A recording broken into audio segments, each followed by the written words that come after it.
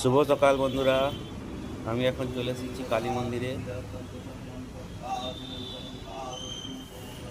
তোমরা দেখতে পাচ্ছ ঠাকুরমশাই পুজো করছে। তো আমি এসেছি একটা স্কুটি গাড়ি পুজো দেওয়ার জন্যে।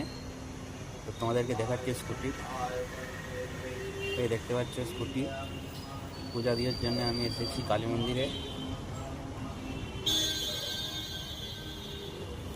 তো আমি মন্দিরটা তোমাদেরকে দেখাচ্ছি। এই দেখতে পাচ্ছ যেটা শাটার নামানো আছে, এখানটায় দুর্গাপুজো হয়। মন্দিরে আরও কিছু কাজ চলছে ভিতরে দেখলাম। আর এটা হচ্ছে কালী মন্দির। আর এদিকে দেখতে পাচ্ছ শনি মন্দির, শিব মন্দির, হনুমান। আর এটা আছে সাই বাবা, এটা গণপতি বাপ্পা।